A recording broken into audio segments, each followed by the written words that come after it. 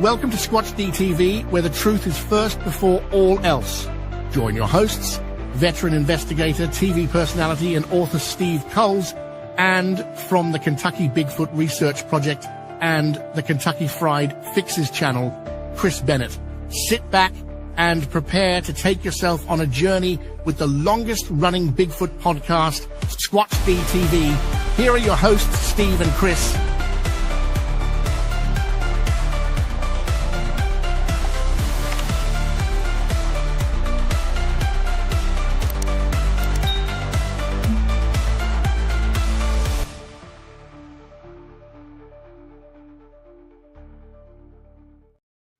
And good evening, cyberspace. Welcome to Squatch-D for today's date, February 21st, 2025. I'm your host, your guy, the Squatch Detective, Steve Kulls, along with my co-host right down there, Mr. Chris Bennett. Hello, Chris. Steve, man, it's good to see you. Hope everything's going well for you in New York. We got some of your weather down here. We'd like to give it back as soon as possible. Been having the single digits at night. I don't like that. We're shipping it back to Canada with their hockey team too. They can they can take the cold weather back with them because we don't want any more of it. It's cold. It's cold. Supposed to be 40s by Sunday in here. Well, I hope so. I don't know. I hope I've got enough antifreeze in my tractor. My tractor's in the barn. Well, one of them. I hope I've got enough antifreeze in it because if not, it probably was undone last night. Oh, you don't want to crack the old radiator, huh? Yeah, or the block, something with my luck. But I've got some antifreeze in there, but I don't know if I got enough in there where it'll take care of it down to 0 degrees, But maybe we'll be okay. We'll see. But hope everything's been going all right. Everything is going wonderful. The reason why we had a little late start is because I just spent 2 hours on Bigfoot and Beyond. Oh, yeah. We pre-taped for, I think, March 12th, I think. Uh-huh. So with Cliff and Bobo and Matt Pruitt, who's been on the show as well. Yeah, Matt. And great show. We covered a lot of ground, covered a lot about the books and some of the stuff that's in the books, covered a lot about hoaxing in there. They have a members only section. So I did a 1 hour of the general and then 1 hour for the members only. We talked about hoaxers. So, right. And Cliff's still got his, he's got a museum out there. Oh, yeah. Yeah. In fact, he had some stuff going on with that, and he had to break away for 10 minutes to do a news, one of the news channels, and he wanted to interview him. So it's always good for his museum to do that. So he hangs out at the museum there, or he has, some high school kid running. Oh, no, he's very much involved with that. Good. So that's good because a lot of people are going to come in there and want to meet him. Hey, well, I've already been talking for 2 hours already. Yeah. Well, you probably need to get a drink, something with a little lemon in it, soothe the old vocal cords. Yeah, that'll work. A 2-liter. Yep. That wasn't Snapple, was it? No. Well, we got a little bit late start tonight, but better than never, Well, a lot has been going on the last 24 hours. Right.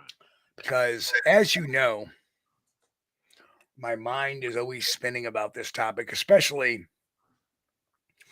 with the advent of artificial intelligence. What can it do for us to better right. that? How to utilize that tool to make Bigfoot research better. Right. So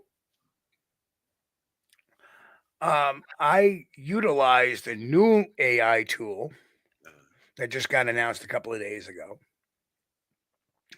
And although it's not great for graphics, it is great for scrubbing data. Right.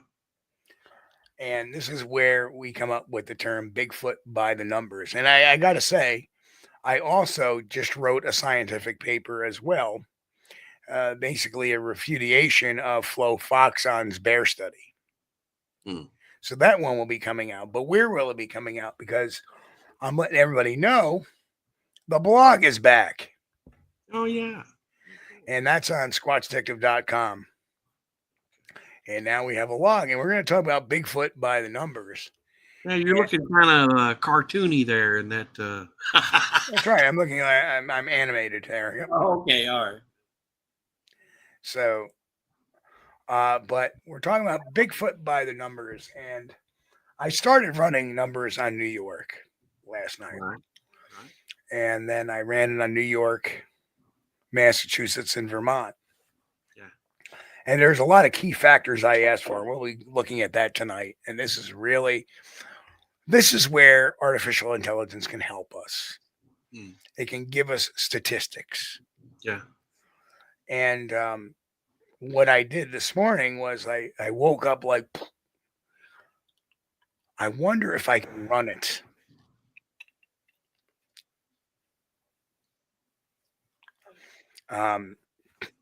Thank you, Boris. We got to do the we haven't done the roll call yet, man. I am do the roll call late tonight, so that's why I kind of skipped over that. But let's do the roll call while we're here. Yeah. So first in tonight was Sharon from Sharon. Hello, Sharon. Gonna catch it Wow. as well as Relic Hominin. Yeah. Our Europeans have popped in, said hello. Mitch Hargrove, hello, Mitch. Yeah. Martin Stiltz, our Hominid Academia. Martin. Walter Kroll, good to see you, Walter, my brother. Welcome. Karen Fisher in the house. Boris Kahn, Goony Goo Goo. Don Come Out Jr. Oh, he's here as well. Angel Nolan, hello, Angel. Good to see you. Who else? The Susie Monster. Happy Friday, everybody. Happy Friday to you. Jen, our bouncer, is in the house. Good to see you, Jen. Who else? Fighting the Trackway, Bill. What's going on? He is here as well. Elm, aka Faster Man, Chris. Good to see you. And I'm sorry I had to move the time up a half hour, and that's because they asked me to do an extra hour tonight. So that got me off about 9:15. Gave me a little chance to refresh and relieve. Do we get Arthur? Arthur Watt? I believe we got Arthur Watch. If not, hello, Arthur. Sorry I missed you. I think that's everybody. I don't think we missed anybody. I don't see Grasshopper, so. If you catch us on the replay, Grasshopper, I was looking for you. That's right. But anyway, I got up this morning and I was like, I wonder if I could use this AI tool to scrub every available Bigfoot database with a parameter to check for duplicate entries. Yeah. So if anything was reported at the same date, it was eliminated. Same date and location, it was eliminated from what we came up with. And what we came up with was pretty friggin' amazing, I think. Good. It was amazing last night coming up with the information, but to do it for the entire country. And I mean, we were looking at the BFRO database. We scrubbed that. We scrubbed the GCBRO database, scrubbed that. Yeah. The Bigfoot mapping project, we scrubbed that. Right. We scrubbed the John Green database. We scrubbed the Oregon Bigfoot database. We scrubbed a few others as well. So you put in the parameters, the search parameters, and it looked in all these databases and compiled the information that you requested all for you. Not only did I put in some of the databases, right, but it also found a couple of other databases for me. Wow. Oh, cool. Like Oregon Bigfoot. I didn't put that. I didn't think they had a database, but it found it. Can you imagine how many hours or weeks it would have taken to months, look through all that information? Maybe even a year or two. Yeah. We and mind you, the parameter was for visual sightings only. Right. So any audible accounts flushed, any trackways flushed. It's not incorporated into these. Okay. These were somebody actually saw the creature with their own eyes. And that is correct, Boris. Oregon Bigfoot is the one Autumn Williams runs. Yeah. Autumn, great researcher. Yeah. So she's been kind of quiet. The number of reports that were included in this, it looked at 5,577 reports. Those are all visual sightings? All visual sightings spanning decades. Yeah. That's a lot. That is a lot. And it did it for me in less than 3 minutes. Yeah. You know, the funny thing about that is out of those 5,500 and some sightings, the skeptics they would have to have every one of them to be either a hoax or a misidentification. All we need to prove that Bigfoot exists is one. And mind you, when we're looking at the BFRO reports and all these reports, these are the published reports. These are not the rejected reports. Right. And these are all visual sighting reports. Again, we've excluded audible, excluded tracks, we've excluded anything out of that. And we also used the Squatch Detective Bigfoot map. My own the sighting reports that I have, the visual ones that I have added to it. Right. So we have a total of 5,577 reports. Yes, 5,577. Because over here I have my and the data we asked for. The data we asked for was very simple. First, let's look at sightings by state. That's true. Don't need a whole one. So it took me longer to put all the data together in chart form than it did and compile a methodology report, which I have. But there's our sighting chart. Notice Washington comes in way high. Yeah. Followed by California. Right. Oregon. Well, Kentucky has more than I thought it would have, because I think most of the ones in Kentucky go unreported. So there's your number of sightings broken down by state. My God, look at Illinois. Illinois is way up there. Yeah. It's almost equal to Florida. Now, you forget, I've been to 46 of these states.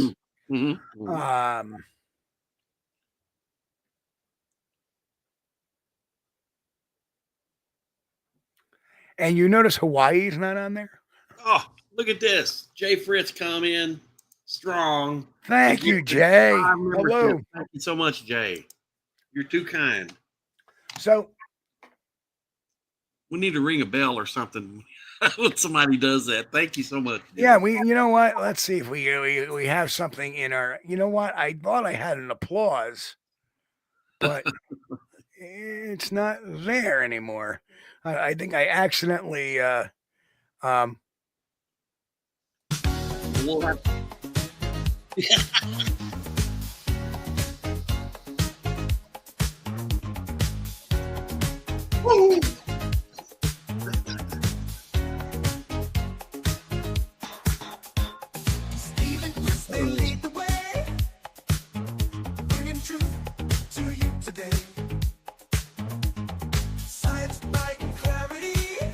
All right, enough of that.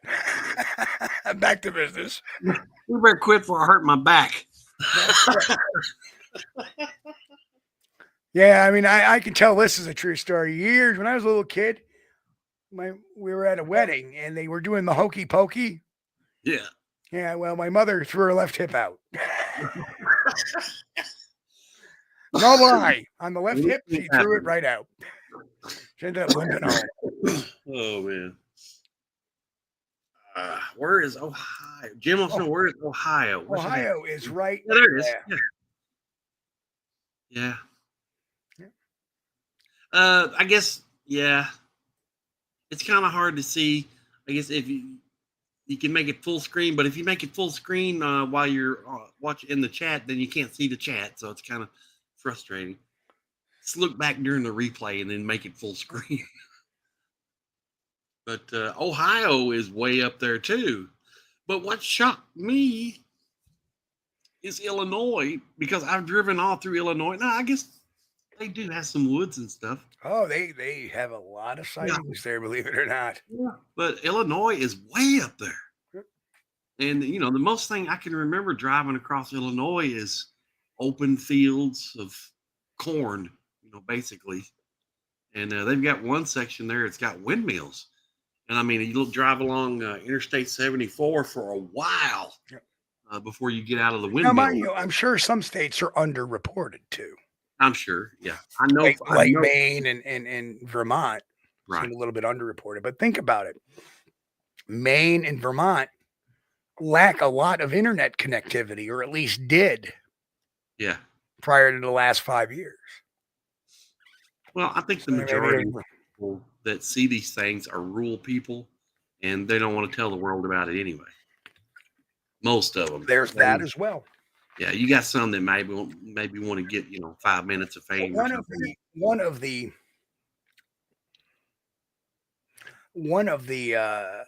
big takeaways from this. Illinois River sightings. Yeah, that's right, Martin. So Maine's word of mouth, Don said. Yeah. A lot of people around here in Kentucky might see something and they'll maybe talk to one of their buddies about it, but they never, they don't want to get online or make any phone calls or anything. They don't want to feel like, that guy sees Bigfoot everywhere. You know what I mean? So the amazing thing is, if you look at the more rural the state, the higher the sightings go up. If you look at Delaware, you can't count New Jersey because they have the Pine Barrens and they do have some state forest there too. Right. North Dakota, I'm sure, is underreported. But you look at states like, Wisconsin has a number of over 100 sightings listed. Michigan, Illinois, Indiana, Idaho. I mean, all of the states that have big rural areas have some representation. Well, I'm surprised Oregon doesn't have more sightings. Because if you look, Oregon has less sightings than Ohio. Again, you got California, and then you got Oregon, and then Washington State. Right, but if you take out some databases, you'll see Oregon higher representatively by percentage. And what it is that we have, this is the culmination of several databases. Yeah. Not just the BFRO, not just the GCBRO, not just, the Bigfoot Mapping Project. This is all of them put together. Right. Right. So,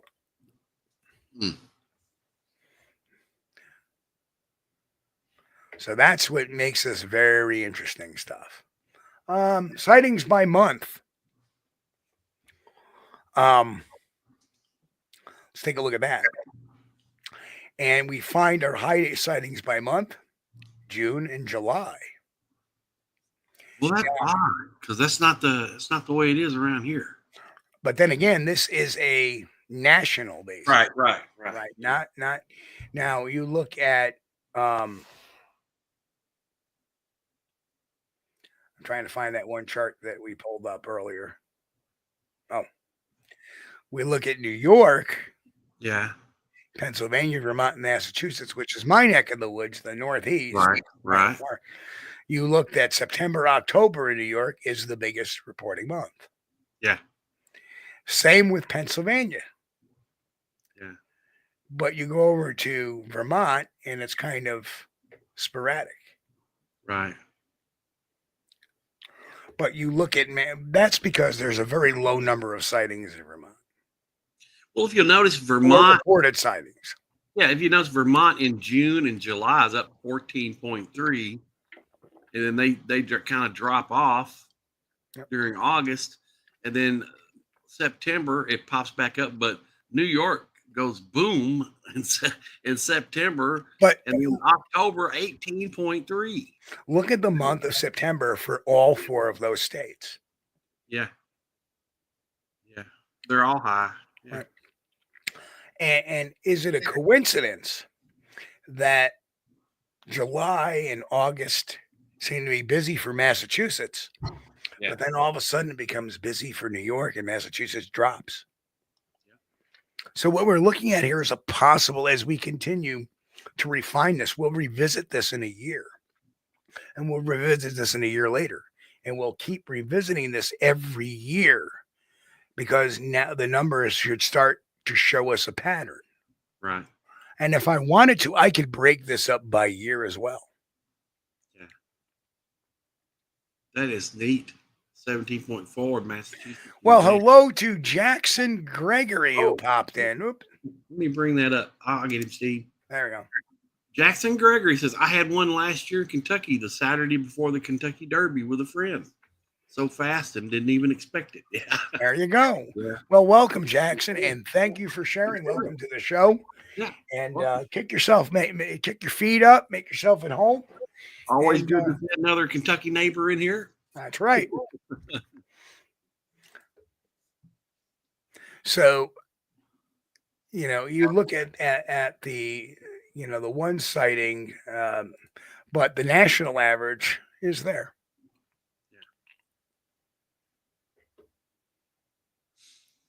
I think usually the Kentucky Derby is sometime around the first week of May, I think. Something like that. Yep. I'll have to look it up. Now, here's another statistics we pull up. The time of day. 35% of sightings were at dusk. First week of May. Yeah. But if you look at all the sightings, right? Mm-hmm. You look at a creature that's up at dusk and probably goes beds down sometime in the morning hours. Right. And if you look at that, it's 75% of sightings are from evening to morning. Yeah.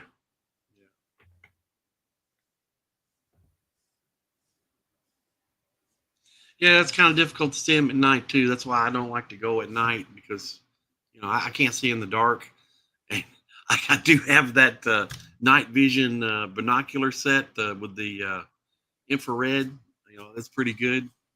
But if the batteries run down in that, I'd be kind of messed. Yeah, but like I said, there isn't a time period there aren't Bigfoot sightings.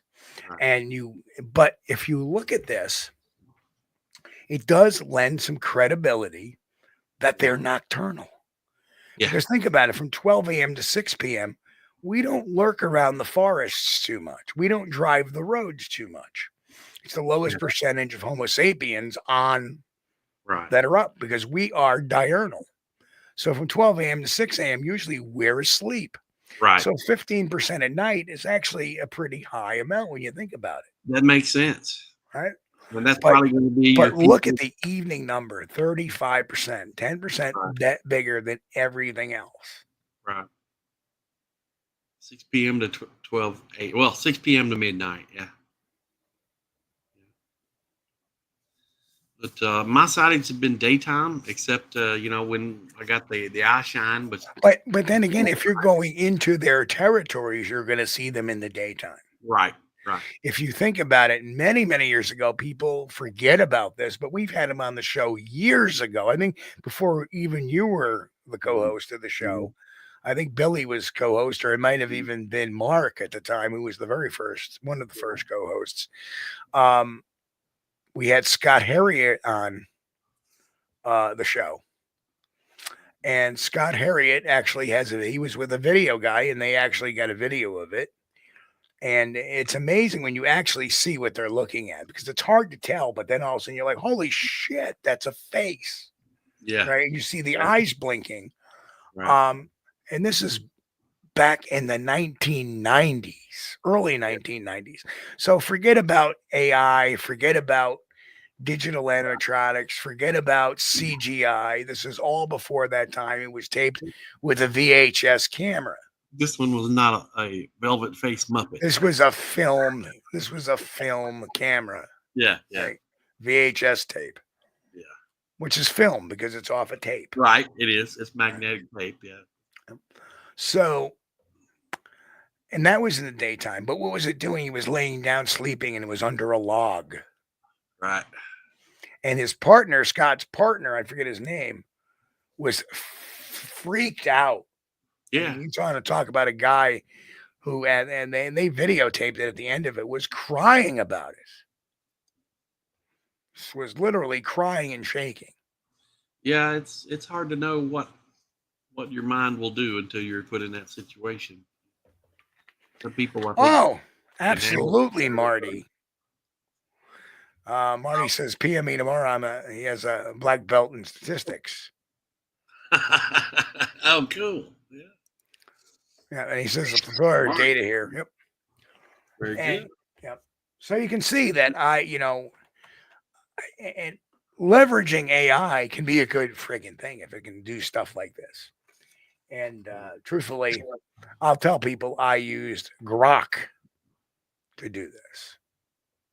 Now, Grok is the Twitter or X or Elon Musk. That was his new AI that's supposed to be that just came out last week. And boy, did it scrub away. And it actually printed me the methodology. I'm like, oh. Wow. Well, if it compiled this information from all those reports of visual sightings only, that is awesome. Now, I can't imagine, right? Having to do that manually. My God. Right, and let's so. Whereas, now there's another thing too. Is there is, I forget the name of it. It's a new term to me, but there is a creature that moves from basically evening to mid morning, right? We'll start something here.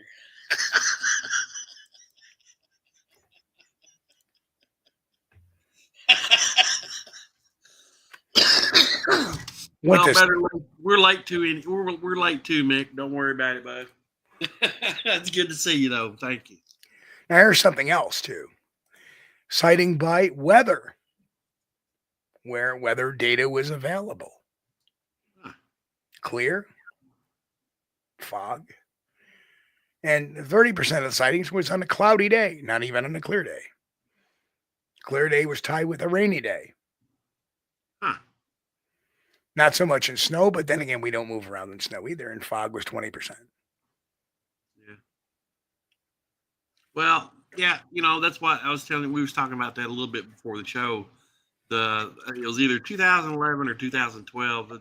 My buddy John and I went out, and we got a good snow over around the park and the areas next to or around the park area over there that we was researching. And we thought, oh, we got a good blanket of snow on the ground, man. We're going to get in there. We're going to find these tracks, and there's no way they're going to be able to get away from us. They're not going to be able to give us the slip because we'll just follow those tracks in the snow. And we walked and walked and walked and walked and didn't come across a single track nowhere. Right.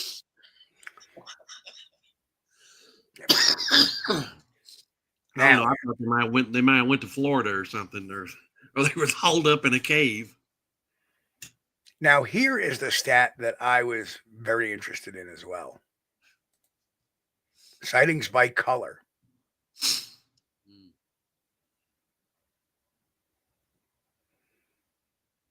And black comes in at 40%, brown at 30%, reddish brown at 20%, and the other two kind of at 5%.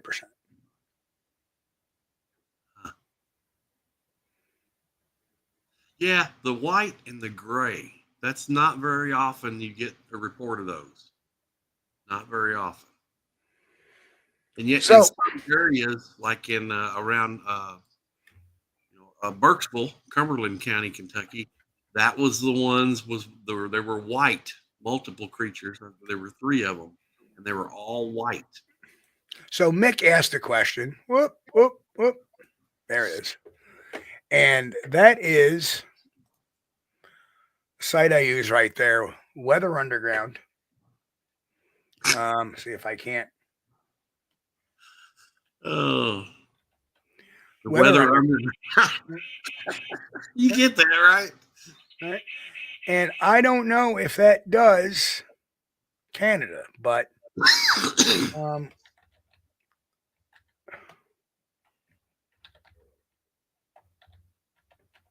just on a whim, it looks like it only does the United States.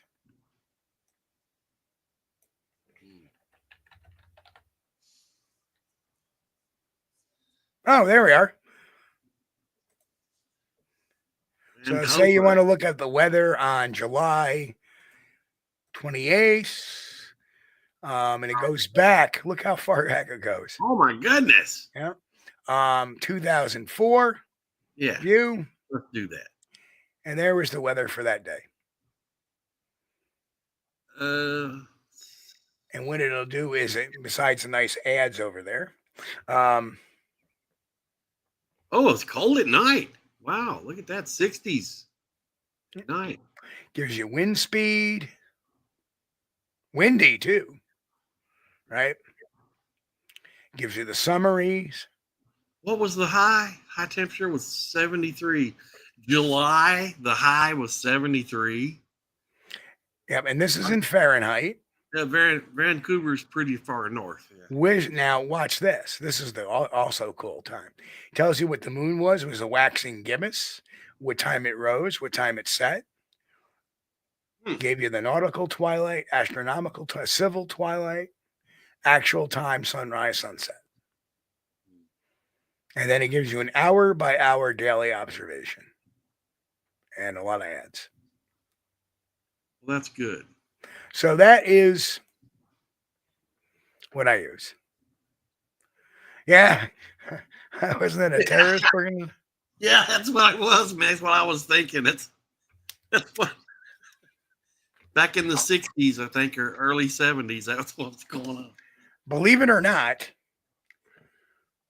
in my book, the Sasquatch Playbook, I actually have the weather data for Bluff Creek, California for October 20th, 1967.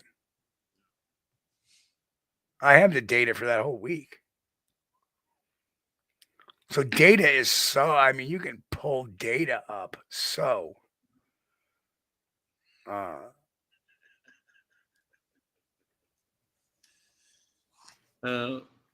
my gosh. Bruce says 73 is unusually cold for Vancouver in July. I would think so because, man. Mick is using big words again. In July, I mean, we get like, every day is like, go outside at 8 o'clock in the morning. It's 95 degrees already. Yeah.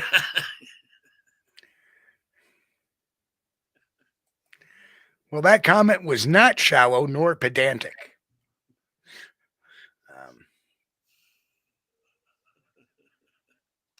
I have not, Jen. Jen asked me if I've seen no. Yeah, the weathermen, yeah, but they had an organization called the Weather Underground. I'm pretty sure that's what they were. Yeah, I think they call themselves the Weathermen, though, too. Yeah, they did. And Bob Dylan sang about them. Sure did. So if people want to see more and see these charts in action, this is all over right here. Right. At Squatch-D's blog. Okay. And let me give you a little taste of what. Everybody listening on the podcast, Steve, what's the website to get to the Squatch-D's blog? Squatchdetective.com. Is that correct? And this is what I actually wrote. While witnesses' sightings flood online forums and historical records, a deeper numerical analysis provides a clearer picture of Bigfoot's presence across the United States. Leveraging comprehensive data sets from multiple sources, including the BFRO, the Bigfoot Mapping Project, Oregon Bigfoot, the Squatch Detective Archives, and the Gulf Coast Bigfoot Research Organization, and the John Green Database, I might add, too. We analyze where, when, and under what conditions these sightings occur. The data-driven approach highlights the frequency of reports, the states where Bigfoot is most seen, and other factors such as weather, time of day, even the reported smell. So yes, we have reported smell. This is another statistic, although there's no chart, in about 12% of the sightings. That's up from about 5% from a couple of decades ago. Mm. So, again, analyzing 5,577 reported Bigfoot sightings, we see a clear geographical pattern emerge in certain states, particularly those with dense forests. Washington with 724 sightings, Yeah. California, Florida, Ohio, Illinois, Oregon, Texas, and Michigan are the top 8 states. Yeah. At the other end of the spectrum, states with the fewest forests and smaller rural areas report the least number of sightings, such as Delaware and Rhode Island, which account for just 0.09% of the total reports. Yeah, but man, to be fair though, when you're driving through there, if you blink, you'll miss it. It's not very. Oh, Rhode Island, you will, Yeah. certainly. Not so much Delaware, but Delaware is a pretty small state too. On the interstate. I mean, nothing against that. That's fine. Charles Hobart runs the Bigfoot Mapping Project. Says the late summer and early fall are peak times for sightings. This aligns with the idea that Bigfoot is more likely to be seen when people are hiking, camping, and spending more time in wooded areas. The best time to see Bigfoot, dawn and dusk. Anecdotal reports consistently indicate that Bigfoot sightings occur during low light conditions, likely due to their nocturnal, or that's it, crepuscular nature. A crepuscular creature is one that moves from dusk to dawn. Just so you know, believe it or not, a bobcat is crepuscular. It's not nocturnal, it's crepuscular. That's why I saw mine at about 9 o'clock in the morning in my backyard, because they're not nocturnal, they're crepuscular, which means they hang out in the mornings too. Yeah. What does Bigfoot look and smell like? While a stereotypical image of Bigfoot is a large, dark, furred creature, data suggests variability in its appearance. Predominant fur colors, black, brown, and reddish brown. Less common colors, gray, white, or a mix. Estimated height, 6 to 9 feet tall. Perhaps the most fascinating aspect reports is the common mention of a foul smell. Descriptions range from rotting meat to sulfur, and about 12.5% of Class A sightings where the creature was seen clearly indicate a mention of a strong putrid odor. This matches reports from the BFRO case studies and historical encounters where the smell is often described as overpowering. So I talk a little bit more about that, and there are some sources that we use for this. Well, I opened your blog up. I like that you got the charts on there. That's handy. Yep. All the information. Well, this is my paid website, and it actually has a blog where you can create a blog page. So you can get on there and comment. You can search it as more articles come in. There'll be another article coming up real shortly about Flo Foxon's bear study. And basically, I wrote a scientific paper to combat that, and that will be on the blog at some point within the week. So I'm kind of opening up a little more, writing a bit to stuff. As we get into the summer, videos will start, and spring videos will start inundating the website. I decided to sharpen up. We're going to try to do everything. We're going to be in video media, the multimedia with YouTube, and we're going to move over to the blog where I can do more scientific stuff like this. Yeah, Martin, I think that'd be a good idea, man. Especially if you like to throw the numbers around. Good stuff. And yeah, it's obvious why you don't see Bigfoot in Hawaii. I kind of agree with that too.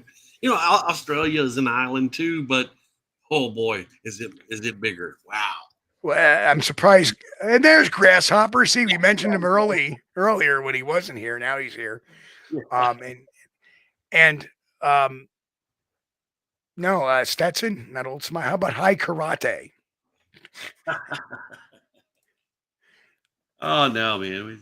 I see Grant Rasha popped in as well. We are brute men in this house. Brute. High alcohol content. When you throw it on your face, you go, woo. Good for the skin. Toughens up the man too. Woo. Oh, Australia is not only a continent, it's also a country. Yeah. Yeah, it's big. It's big. Not like Hawaii. the island. Of course, you know they do. They claim, you Well, know, reports of Bigfoot sightings in the UK. but So if you think about it, um, Australia broke off from Asia when it was Pangea. Remember? Everything right, broke up, as did England as well. The UK broke mhm, off from, right, you know, Hawaii is a strictly volcanic island that sprouted up from the ocean floor. yeah, yeah. It's I think it's much younger than the rest of the continents. Yeah. So yes, the blog is back. So, but I feel that um, thank you, Walter. Yeah, and like I said, as I was talking on the Bigfoot and Beyond podcast, I talked a little bit about AI and about leveraging it. And there's a whole chapter in the book coming up March 1st about using AI and leveraging it and how we can leverage AI Mhm. to further research. And Well, it's a great idea because, man, like we were talking about, if you had to put all that work together manually, it would have taken, you know, weeks, if not months. You know, that's a lot of work. yeah, I would write 3 or 4 paragraphs and I would like format this, please cite, give me some references for it. Yeah. Right. And boom. And then a lot of my time was spent putting the bibliography and the citations together Right. and verifying them as well. But it was a lot easier just to click on them and go, okay, yep, it's good. Yep, okay, it's good. Yeah. Um, but there is a section here.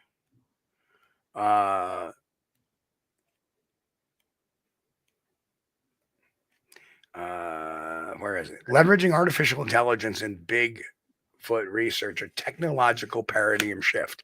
And I think today was a great example of that, showing everybody these stats today.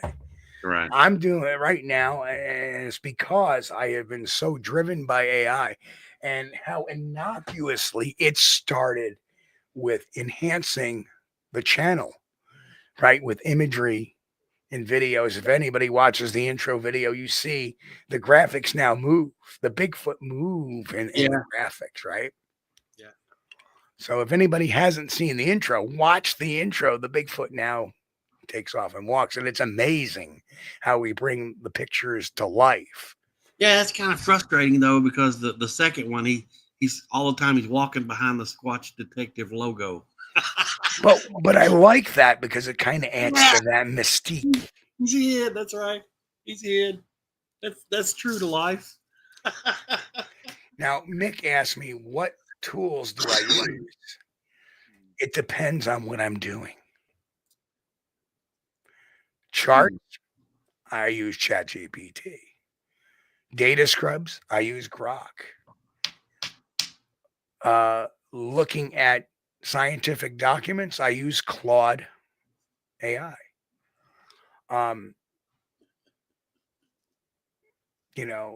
Image generation, Bing. That's the image generation. It's enhanced by my use with Canva, which makes a lot of the graphics for the show. I'm giving away the secrets. I don't care. Welcome, Roy. Good to see you, buddy. So these are all tools. Now, music.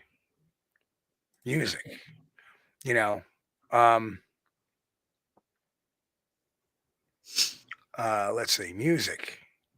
Steve Kaiju Ninja's got a question. Says, do you think investigating in the winter is really worth it, or would you rather just wait until spring? Great question, Kaiju Ninja, and this is my philosophy on that. I only go. A lot of my areas are shut down in the wintertime. Research Area 1 has a gate with a padlock on it because the roads are bad and they're nearly impassable because of the snowfall. And of course, it's elevated, so it's up, a couple of thousand feet above where I'm at now. So it's covered in snow, and if trees fall, and we had a lot of ice this year, so there's probably a lot of trees down. Two things. I only go out in winter if it's a fresh sighting. If somebody saw a Bigfoot at so and so, Right. right? I'm there. Okay. They saw a Bigfoot 2 days ago, last week, whether, okay, I'll go down there, look for trace evidence at tracks, whatever. Very important I do that. But for the most part, for safety and for comfort, I stay out of the forests in the wintertime and the middle of the summertime when it's extremely hot, where heat exhaustion, heat stroke, and not to mention a shit ton of bugs, parasitic bugs, bugs that cause Lyme disease, bugs that cause encephalitis, bugs that cause other types of disease. Usually I stay out of the woods about the end of May. The end of May is about where I draw the line. And then June and July, I generally stay out of the woods. Unless, of course, again, this is all contingent on whether or not there is a hot, fresh sighting. So more often than not, you will find myself out in the woods in the summertime, but not on a regular basis. That's when the fall starts to move in. September, boom, I'm there. I'm there a lot. October, same thing. First couple of weeks of November. Then we break for Thanksgiving and the crappy weather moves into New York. So we have a very short window of time. But as you can see, And I think a lot of it's going to depend on your area too, where you're at, because I don't think these things stick around at the same spot. As you can see by the chart, that's the reason why September and October, we're on it. And even the end of August a little bit. So we're on it right about there. So in Kentucky, it's early March, and for about maybe up to mid-April, and then late October through November. After that, it kind of falls off. During the summer, the sightings fall off. Right. So that's why it's so important. But how did it start? I mean, it started with experimenting with AI, doing stuff like no more mystery. That is AI. And we started playing with it. And then we started applying AI as it got better at applying, as it's able to look at the web and gather and garner information from the web. Because a lot of these systems, remember, a year ago we had ChatGPT was at 1.0 or 1.5. It wasn't. Now it's even. So these AI platforms are advancing quicker, and a lot of them are available for free. Now, I pay for ChatGPT Premium, and what I get with that is amazing. For example, it's helping me produce PowerPoint slides. Right. And then I take them and I tweak them. So it's saving me a bunch of time. It is like I said, in the book, I talk about AI using AI to streamline processes that usually take us. I mean, this whole Bigfoot project. I spent a couple of hours on it. I had the data within 10 minutes, and it took me that much time to format the rest of it. So the manual work takes hours long. But imagine if I had to collate every single report off a database. Yeah. It would have taken maybe even a couple of years. That's a lot of information to go through. Right. And that's how we can use AI to further research, to collate numbers, to gather statistics, because the statistics will show that this is a valid phenomenon, I believe. Right. Yeah, Jackson, there's a lot hang around Kentucky in the early spring. And, I don't know. I don't think they're active as much during the summer here, but I'm not going to be active during the summer because there's too many copperheads. Yeah, Chris don't like snakes. I don't care about them. A copperhead is a nasty snake to get bitten by. Yes. Even if you get the anti-venom, you got a good chance your leg is going to, let's say, decompose, to put it nicely. Oh, wait a minute. I'm going to show something that's going to go ahead, Chris. Keep on talking, answering some questions in chat because I got something to show you. Let me get my neighbor up here, Jackson Gregory. Says Jackson said when I had our sighting, it took 2 days to get all of them off. And the dog. You have a bunch of ticks on you, buddy. The ticks are bad in Kentucky too. Snakes and ticks. That's the bad thing about summer. And they don't wait till summer. They'll start coming out in the spring too, about the mid-April, or even early April. The ticks are out. I went. I don't know. The first week of March, the first time I went, I put that deep woods off and stuff all over me, and I still came back and I had 4. I picked some off of me, just brushed them off in the field, and when I got home, I found 4 dug in. And I hate that. That's the worst feeling in the world. I've got a tick dug into me. That's a creepy feeling.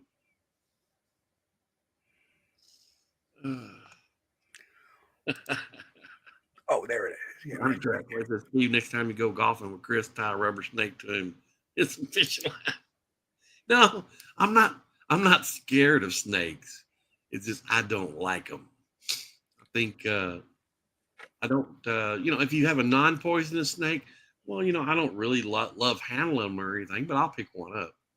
But now, if that thing is, I should have said venomous. Okay, I said poisonous. But the venomous snakes, oh no. If I walk up on one, I'll jump 3 feet straight up in the air to get away from it.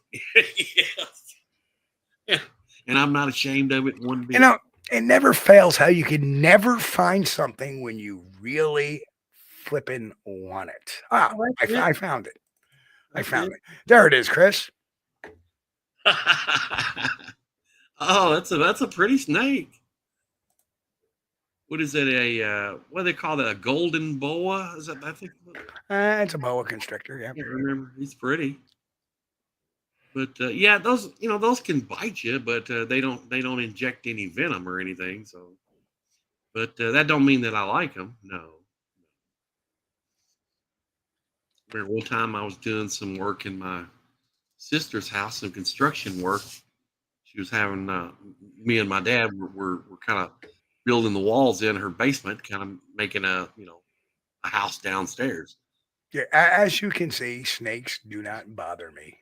My brother-in-law had a glass aquarium and had some big boa constrictors. One of them was white as snow. It was pretty, but it started trying to get up out of the tank, and I told him, you need to make sure he don't get out of the tank while I'm down here. Neither is the desert tortoise. Oh, those are cool. I've seen one of those. That is a Saharan desert tortoise. There used to be a reptile museum or a house up the road, reptile zoo, whatever you want to call it, back years ago, and they had a giant Galapagos tortoise there. That rascal was pretty neat. I heard about that. Then he got sick, and they had to take him to the vet, and they found out he had reptile dysfunction. I don't know what happened to him, but they'd hand him a head of it was either lettuce or cabbage. I can't remember because I was a kid when I seen it. And they just got that reptile dysfunction. In half or cabbage. It was cool. But I was surprised and shocked at how big this thing was. It was huge. Oh. Hang on, we're on a loop here. Yeah. He chomped that lettuce or that cabbage. I remember that. Mick says, Steve, I guarantee you'd be doing the funky chicken if a moccasin was coming at you. They're quick and scary. Yeah. Oh, I actually I was poking a mortar moccasin with a stick one day. He came out and I was sitting there poking him, and he was like bopping at the stick, and I was like, and I forget who I was with. I think I was with Bill Brand at the time. He just shook his head like, you're crazy. Yeah, Mick, hey, welcome, buddy. Anytime, come on down. If you're going to be in the Mammoth Cave area, Kentucky, give me a holler before you get here, and we'll go out. And even if it's summertime, we'll take a walk. I can't guarantee you won't get bit, but I'm wearing snake boots, so I'm wearing boots that go past my knees when I go out in the summertime because I don't take no chances. I've seen copperhead bites on guys, and oh no, that's bad. They have the venom that it causes your flesh to get necrotic, turns black, decay. Even if you use the anti-venom quickly, there's a good chance you're going to lose part of the area where you've bitten. So I don't like fooling around those little rascals. Well, folks, it is that time. Chris, get ready to take us out. It's been quick, hasn't it? Oh man, yeah, it went by tonight. Well, we got a late start, so. Yeah, we got a late start. We were on at 9:30. It's now 10:30. We had an hour. An hour flew by, didn't it? It did. Well, this is great, man. I enjoyed the stuff you compiled. That is awesome. And there's more to come. A great tool, you guys. You got to look into AI to do this stuff with. It is a great tool for researching. Oh my God, I can't believe you would have saved months of work putting that together. Years. Possibly years. Yeah, it probably took me years to put that together for sure. But everybody in chat, thank y'all for hanging out with us tonight. We appreciate you. You guys are the best. we can ask for any better. Thank you so much. And all you guys listening on the podcast, make sure you come by the YouTube channel at youtube.com at SquatchDTV and check out the video so you can see those charts. Go over to Steve's blog over at squatchdetective.com. It'll get you there. Yep. And check out the blog. He's got all the charts on the blog too. And we got more stuff coming. More. But if anybody has a question that they want AI to check out, send it over to me. Somebody can find out. You guys have some great ideas out there, and if you want me to compile some numbers or discover something, that's very true, Grant. But it's getting better. They've fixed a lot of those gaps in ChatGPT. I've been keeping an eye on. One of the things I knew, like I said, when I first started looking at this, I started following up because this is the big thing. AI is the big thing. It'll get better. It'll get fixed. There are some broken things, but it's slowly getting fixed. But anyway, folks, we will be back here Friday night. No, tonight's Friday. We'll be back here Sunday night. For some reason, I'm thinking it's Wednesday. What the hell? Deja vu all over again. Vuja Day. You know what Vuja Day is? Something you've never, ever experienced before in your life. Anyway,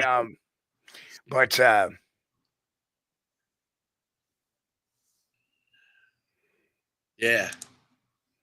Oh, I agree, Pyromatic. Yeah. Exactly. A lot of sightings don't get reported. That's true. And you can see, like Vermont and Maine, with the low numbers they have. Yeah. So, anyway, folks, we will see you all here Sunday night, 9 p.m. Eastern, with an all-new show. We'll catch you all in a little bit. Love you guys. Thanks for all you do. And thanks for supporting this channel. We'll catch you all Sunday night. We thank you for being here with us on Squatch-D TV. If you haven't taken the time yet, please hit that like button and subscribe to the channel. And oh yes, hit that notification bell too. We don't want you to miss anything. If you really like our content, you should consider becoming a member. And it's really inexpensive and a great way to support not only the show, but honest Bigfoot research. Everyone have a great week. Be safe and God bless. We will see you all here next time on Squatch-D TV. Keep on squatching.